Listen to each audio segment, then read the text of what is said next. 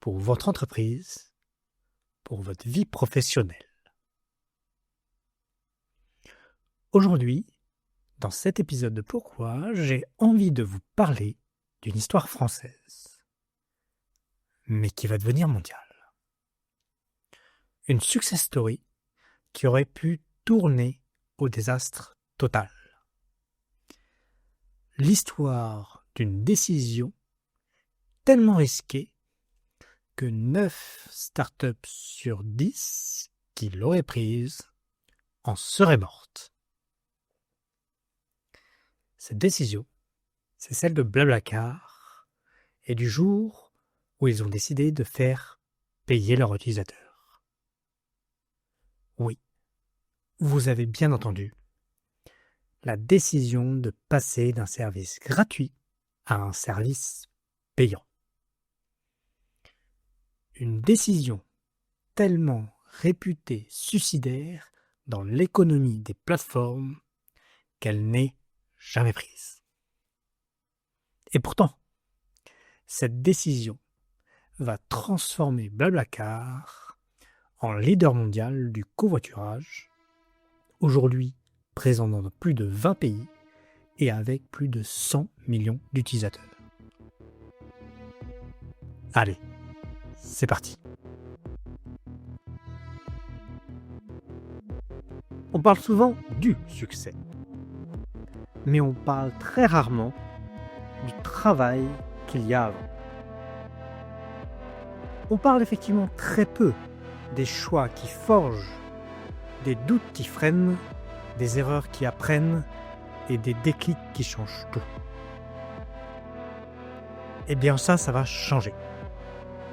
Bienvenue dans Pourquoi. C'est François et avec ce podcast, je veux explorer les trajectoires de celles et de ceux qui font, qui dirigent, qui inventent et qui construisent. Ensemble, toi et moi, on va chercher à comprendre comment ils en sont arrivés là et pourquoi.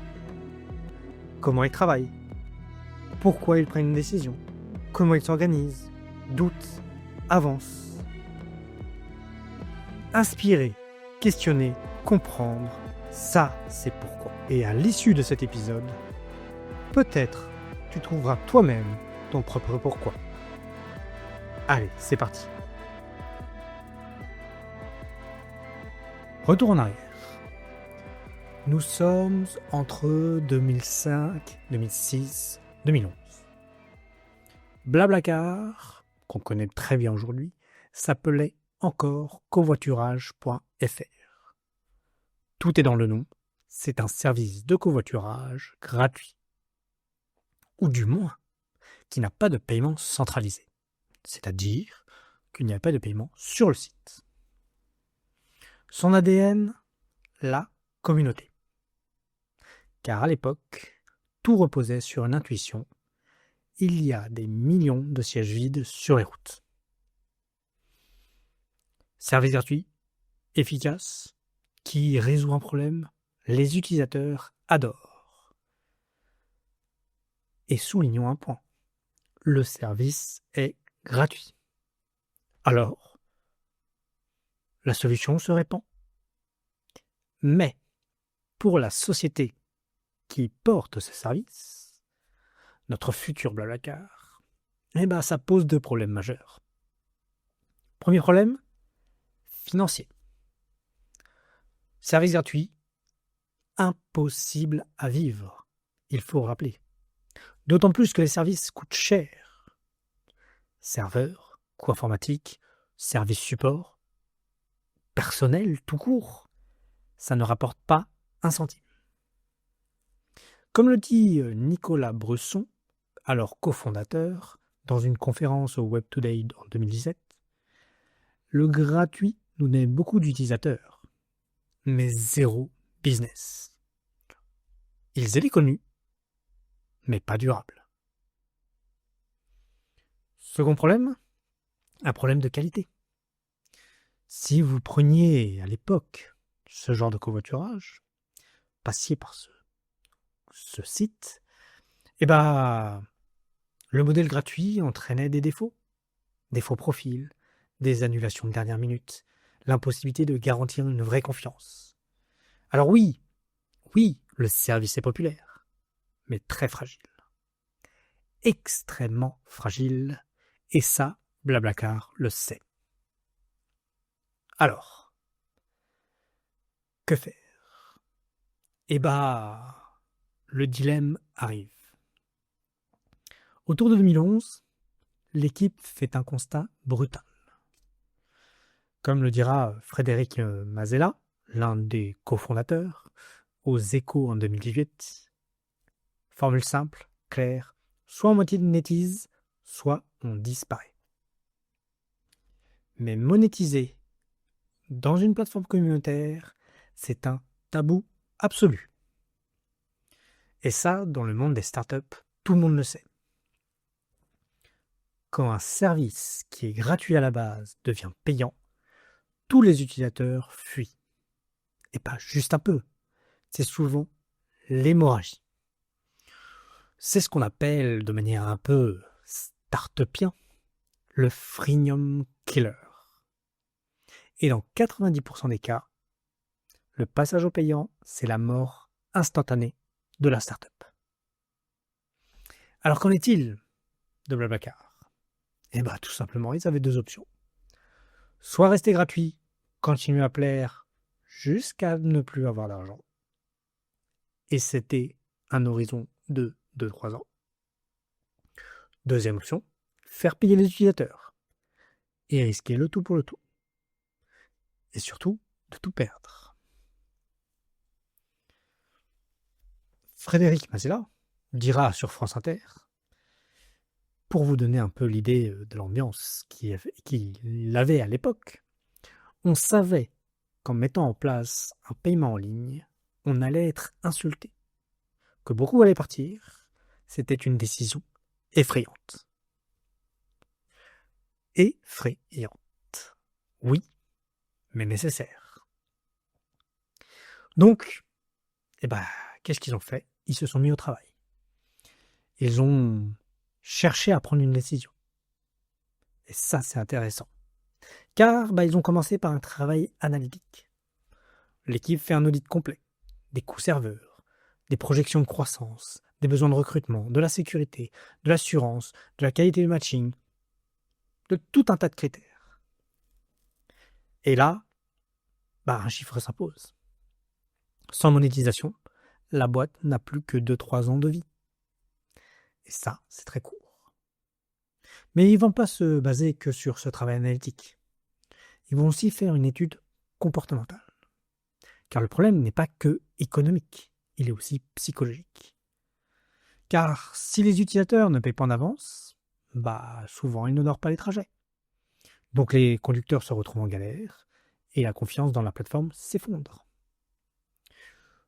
Et c'est là où Blablacar va comprendre une chose profonde. Le paiement n'est pas seulement une source de revenus, c'est un outil de fiabilité. Là encore, Nicolas Brusson nous l'explique clairement. Il va dire que le paiement est devenu un mécanisme de confiance. C'est ce qui a permis de rendre le service fiable. Et devant tous ces éléments, la décision va s'orienter. Une décision collective. Les fondateurs, Mazella, Brusson et toute l'équipe dirigeante vont discuter ensemble des risques, des bénéfices, en confrontant un impact sur la communauté versus la viabilité économique. Ils vont faire des tests sur des marchés pilotes, France, puis progressivement dans d'autres pays. Et puis, ils vont se fixer un objectif. L'objectif de réduire au maximum le risque d'exode massif et d'observer la tolérance de la communauté à ce changement. Mais la véritable clé de voûte de ce changement, ça va être le timing. Car oui, c'est le timing qui va tout faire. Mais alors de quoi dépend ce timing? Un bon timing reposait sur déjà une maturité technologique il faut avoir l'infrastructure qui pouvait gérer les paiements sécurisés et la logistique. Et ça, croyez-moi, pour travailler dans ce domaine-là, ce n'est pas simple. Mais également, il faut une fiabilité des profils. Notation, modération, une assurance de confiance suffisante pour rassurer les utilisateurs. Et enfin, le dernier élément, c'est la masse critique. Il faut avoir assez d'utilisateurs pour que les trajets restent disponibles et attractifs, même avec le paiement. Et surtout, que ce soit vu comme une amélioration d'expérience.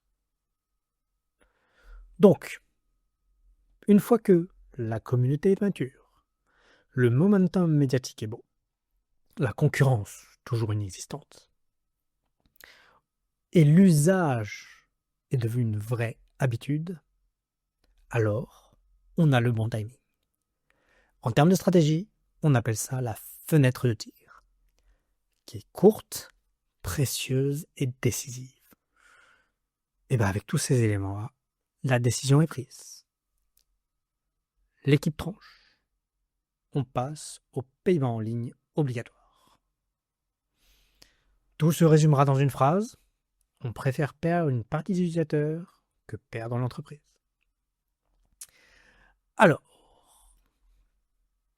ça s'est bien sûr pas passé aussi facilement que ça. Dès l'annonce, c'est l'explosion. Mais alors, littéralement, des milliers de messages sur Facebook, des utilisateurs furieux, des pages anti-Blablacar secrets, des menaces de tuer l'esprit du coworking. Ce que va raconter plus tard un peu Frédéric Mazella, c'est tout simplement stupéfiant. Il disait « On recevait des torrents d'insultes chaque jour. » Alors comment ne pas se demander « Est-ce qu'on a fait une erreur ?» Cela d'autant plus que pendant des semaines, ça a été baisse de trafic, baisse de trajet, critique dans la presse tech, un enfer. Et pourtant, contre toute attente, l'équipe tient bon. Elle ne recule pas. Pourquoi ? Parce qu'elle sait qu'il y a un phénomène psychologique très rare qui va se mettre en œuvre. Quand un changement difficile améliore réellement l'expérience, et ben la majorité reviennent. Car oui, rappelez-vous, le changement du paiement n'est pas qu'une question d'argent, mais une question de confiance. Et quelques mois plus tard, la magie opère. Les chiffres remontent, les trajets deviennent plus fiables et les annulations s'effondrent. Et surtout, les conducteurs sont satisfaits et reviennent. La plateforme devient sérieuse, stable et concrète. Nous avons assisté au paradoxe de la friction positive. Un changement qui impose un effort initial ou une contrainte peut renforcer l'engagement si le bénéfice perçu dépasse la douleur initiale.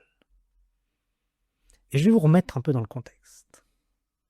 Est-ce que vous préfériez payer un peu d'argent, mais être sûr que votre covoiturage est présent, ou alors vous présentez et vous retrouvez avec une annulation de dernière minute? Qu'est-ce que vous préférez? Deuxième hypothèse, vous êtes covoitureur, vous proposez un trajet. Est-ce que vous aimeriez que la personne qui a accepté ce trajet annule la dernière minute sans payer de frais? Pensez à ça. Et alors, une fois que la décision a été prise, la décision a été appliquée et que c'était un succès, et là, c'est la belle histoire que l'on connaît. La conséquence, une croissance qui explose. À partir de 2013, Blablacar démarre une véritable expansion internationale mais fulgurante. Espagne, Italie, Allemagne, Pologne, Inde, Russie. Ils rachètent même des concurrents locaux. Pour couronner le tout, 2016, il lève 200 millions de dollars pour une valorisation à 1,6 milliard de dollars. La monétisation qui aurait pu les tuer va les transformer et les a transformés en leader mondial. Alors, maintenant qu'on connaît l'histoire, quelles sont les leçons qu'on peut retenir sur cette prise de décision? Eh bien, j'en ai 4. 4 générales. La première, c'est que la décision qui peut paraître impopulaire est peut-être la bonne. Et oui, effectivement, ce qui paraît suicidaire à court terme peut être vital à long terme. Bien sûr, toujours facile de constater ça a posteriori, mais c'est toujours une possibilité. Le second élément que je retiens ici, c'est presque l'un des plus importants. La question du timing. Le timing dans l'exécution d'une décision est primordial. Pris trop tôt ou trop tard, elle peut être fatale. Et ça, déterminer le bon moment est parmi le plus dur dans la prise de décision, je trouve. Alors bien sûr, vous avez toujours des éléments pour analyser. On n'est jamais certain. Mais si demain vous devez prendre une décision cruciale, examinez le timing. Troisième grande leçon que je retiens de cette fabuleuse histoire de Blablacar, c'est qu'un changement qui peut paraître très business, la décision de rendre une entreprise rentable ou pas, ça peut en fait résoudre un problème humain. Rappelez-vous, nous étions face à un problème de confiance, en partie.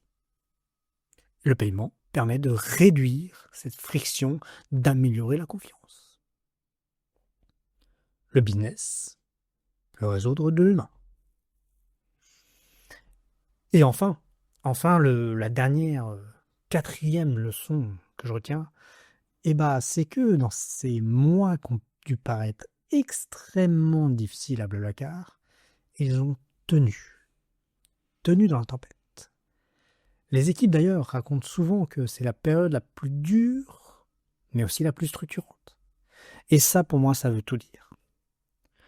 Mais ça nécessite qu'il faut embarquer toute l'équipe, qu'ils soient conscients des choix, qu'ils aient contribué au choix et qu'ils aient accepté la décision. Alors, qu'est-ce qu'on retient de tout ça? Que parfois, la bonne décision, c'est celle dont tout le monde a peur. Et Blablacar a osé faire le contraire de ce que 90% des startups n'osent pas faire ou ont échoué à faire. Ils ont choisi le risque. Ils ont choisi la confiance. Ils ont choisi d'assumer une décision impopulaire. Et cette décision a transformé une start-up française en leader mondial. Alors, qu'attendez-vous pour prendre votre décision la plus difficile et vous lancer?